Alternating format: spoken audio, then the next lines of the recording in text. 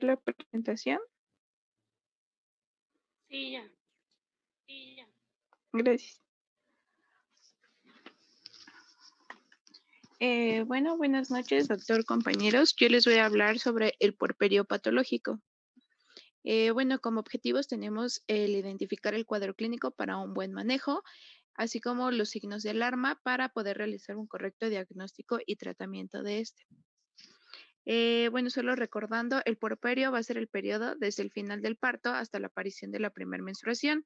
En este periodo de tiempo se van a desarrollar cambios fisiológicos en la mujer con la finalidad de retornar gradualmente al estado pregravídico y establecer la lactancia. Tenemos que del puerperio a la normalidad van a pasar los 40 días. Bueno, como puerperio patológico tenemos que se puede presentar una hemorragia donde hay una pérdida sanguínea mayor a 1000 mililitros después del nacimiento y una infección puerperal que va a ser del tracto genital que ocurre entre la ruptura prematura de membranas o el nacimiento y los 42 días posparto. Dentro de la epidemiología tenemos que las patologías asociadas al puerperio patológico van a ser la causa más frecuente de muerte materna en un 25%. La patología vascular va a ser la principal causa de muerte materna. La endometriosis va a ocurrir entre el 1 al 2% de los nacimientos. Eh, va a ser más común en cesáreas con un 27%, con una incidencia de 10 a 20 veces mayor luego de esta. En México van a fallecer entre 300 a 400 mujeres al año por esta patología. 75% de los casos van a ser por puerperio patológico. La endometriosis posparto se va a presentar en 1 al 3% de los casos y la infección de la herida del 2 al 16% de las pacientes, sobre todo que van a ser sometidas a cesárea. Dentro de esto vamos a tener varios agentes causales como la Escherichia coli, los estreptococos anaerobios, estreptococos hemolíticos beta y alfa, Staphylococcus aureus, Citrus y albus, Klebsiella, Proteus, Enterobacter, Pseudomonas, Clamidia, Neisseria gonorrea y bacteroides. Los sitios de infección principalmente va a ser en endometrio, en pulmones, la infección de la herida, en pelvis y en la vejiga. Perdón, sí, en la vejiga, puede ser en intestino y en vagina. Van a existir factores predisponentes. Entre estos tenemos el estrato socioeconómico bajo, ya que no puede tener, digamos, el periodo de los 40 días, bueno, del puerperio, como nos mencionó la compañera, todos los cuidados, anemia, desnutrición, deficiencia de vitamina A, infecciones urinarias e infecciones cervicovaginales. También vamos a encontrar factores de riesgo como la falta de asepsia y antisepsia durante el trabajo de parto, ruptura prematura de membranas de más de 24 horas, un trabajo de parto prolongado, tactos vaginales excesivos, manipulación ante parto y coito cercano al parto. Dentro de los factores de riesgo vamos a tener varios tipos. Están los de riesgo general de infección, como anemia, control prenatal deficiente, nivel socioeconómico bajo, relaciones sexuales, obesidad, infección cervicovaginal. Relacionados al parto, vamos a tener una duración excesiva de corioamnionitis, monitorización fetal interna, exploraciones vaginales y rotura de membranas. Las que están relacionadas con la intervención obstétrica puede ser la cesárea, como urgencia, la experiencia, duración, pérdidas hemáticas, anestesia y extracción manual. También por la instrumentación obstétrica, la episiotomía y desgarros. Van a haber patologías asociadas como en la lactancia, la falla de la lactancia, grietas en el pezón, ingurgitación mamaria y mastitis puerperal. Dentro de las patologías vascular vamos a tener más común a la trombosis venosa profunda y tromboembolismo pulmonar.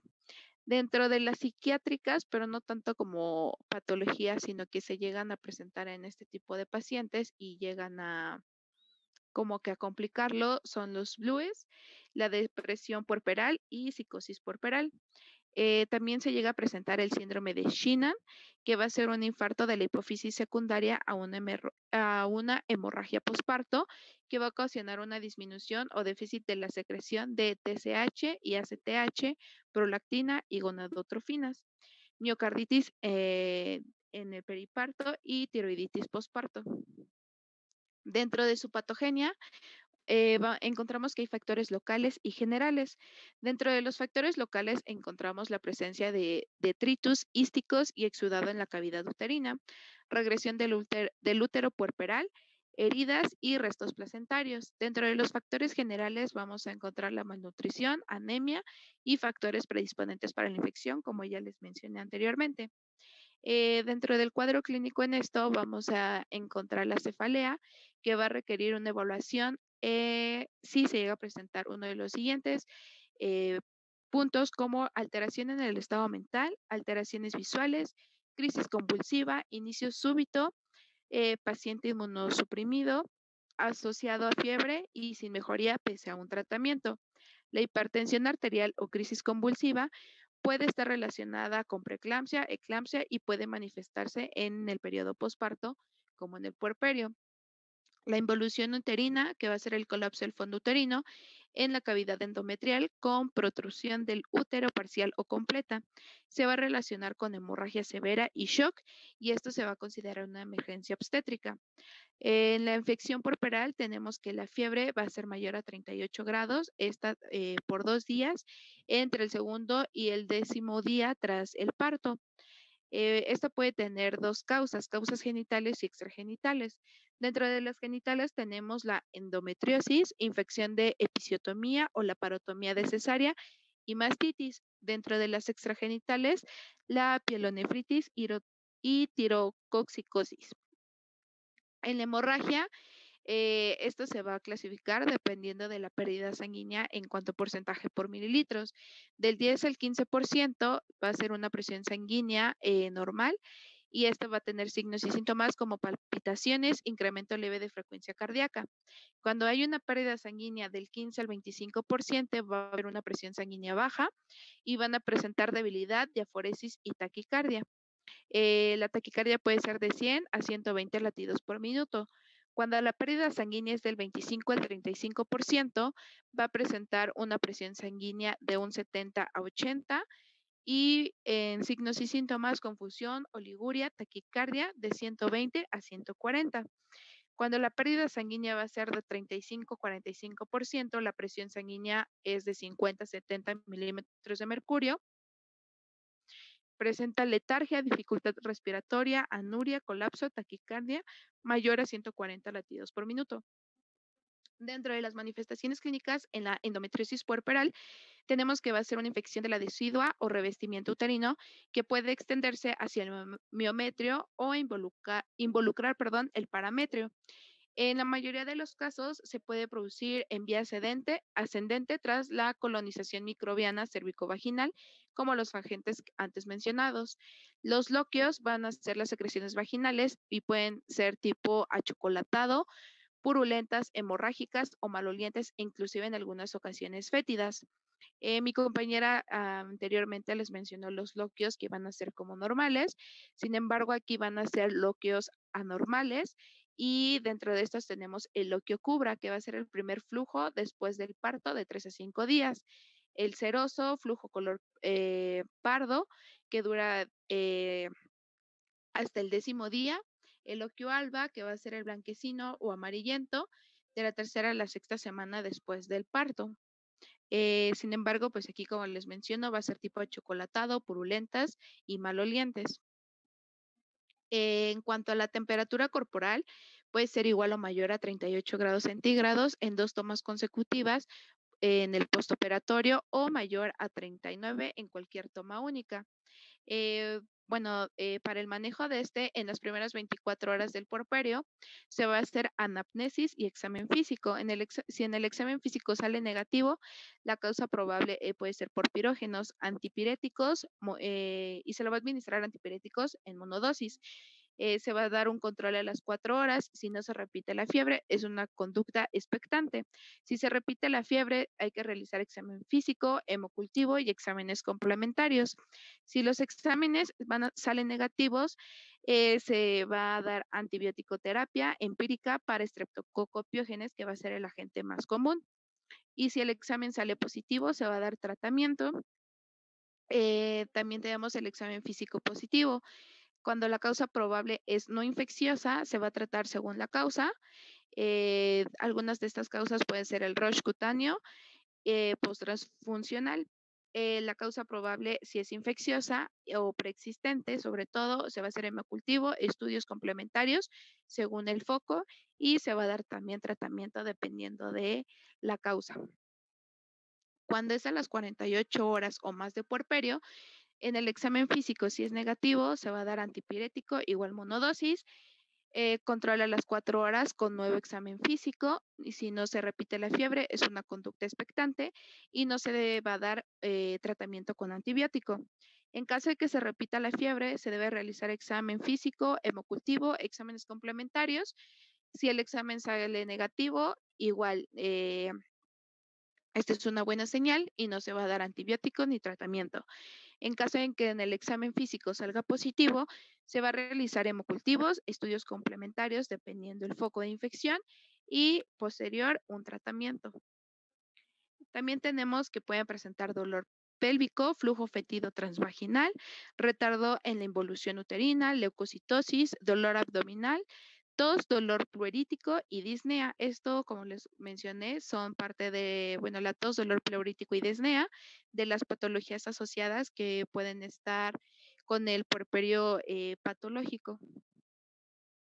Bueno, como profilaxis tenemos que se pueden neutralizar los factores de riesgo para la infección, realizando paso a paso las indicaciones que den después del parto, tratamiento antibiótico, el uso de penicilina en caso de rotura, en caso de rotura prematura de membranas, cefalocina en el caso de haber realizado una cesárea a la paciente y también se maneja una triada en caso de fiebre intraparto o de alto riesgo de sepsis. Este va a ser por penicilina cristalina, gentamicina y metronidazol. Vamos a tener prevención primaria y secundaria. En la primaria se va a realizar un control prenatal para prevenir la anemia, desnutrición e infecciones cervicovaginales, así como evitar relaciones sexuales los últimos meses de embarazo. En la prevención secundaria se van a realizar procedimientos invasivos de la cavidad. Puede haber ruptura de membrana, se le debe de explicar a la paciente qué hacer si llega a ocurrirle esto. También el trabajo de parto prolongado. eh, Debemos, obviamente va a depender de la paciente si es su primer embarazo o ya ha tenido varios embarazos, como mencionó la compañera. Y como hemos visto en clases anteriores, pues el trabajo de parto va a ser más prolongado en las que van a ser primigestas. También tratar de evitar un parto traumático, hemorragia posparto, retención de restos, maniobras obstétricas en caso de que sean necesarias y obviamente con los cuidados necesarios y la cesárea. Se debe de recomendar esto sobre todo ya en el área hospitalaria, lavado de manos, disminuir al mínimo la exploración vaginal, sobre todo para evitar la ruptura, más bien sobre todo en caso de que haya ruptura prematura de membranas, cumplir con asepsia y antisepsia al momento del trabajo de parto y disminuir la práctica de cesárea o hacerla en ya casos como muy, muy necesarios. Para la exploración vamos a tener, para el diagnóstico, perdón, se va a realizar una exploración física. Esto va a ser una exploración física completa y se va a observar piel y mucosas, los signos vitales como frecuencia cardíaca, frecuencia respiratoria, eh, toma de presión. También se van a observar las mamas, abdomen, en caso de, sobre todo cuando haya sospecha de involución uterina, revisar la herida quirúrgica en caso de que haya sido una cesárea, miembros inferiores y se va a hacer una exploración pélvica. Para el clínico se va a realizar exploración del volumen mamario y si llega a haber alguna alteración del estado mental.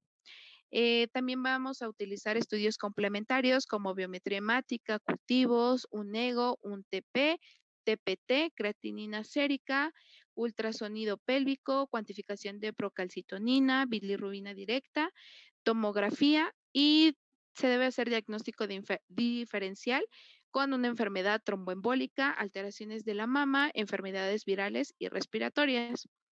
Para su tratamiento va a haber monoterapia con cefalosporina de tercera y cuarta generación, carbapenémicos, carboxipenicilinas. También puede manejarse con glucopéptidos como la vancomicina o con oxazolidonas. También se va a realizar, en caso de que lo requiera, reanimación con líquidos intravenosos, cristaloides o coloides. En caso de que haya una hipotensión, se va a administrar norepinefrina o dopamina. Cuando la hemoglobina sea menor de 7 miligramos sobre decilitro, se va a dar un concentrado eritrocitario y transfusiones de sangre o plasma. Se debe identificar el foco infeccioso, valorar absceso para drenaje y, en el caso que lo requiera, una debridación de tejido necrótico. Se pueden presentar algunas complicaciones como hemorragia posparto, anemia aguda o crónica, infecciones locales o sistémicas, dolor en la episiotomía, retención urinaria, fiebre, que a su vez puede ser causada por ingurgitación mamaria, sepsis urinaria y endometritis, tromboflebitis pélvica y mastitis. Y bueno, eso sería todo de mi parte. No sé si tienen alguna duda.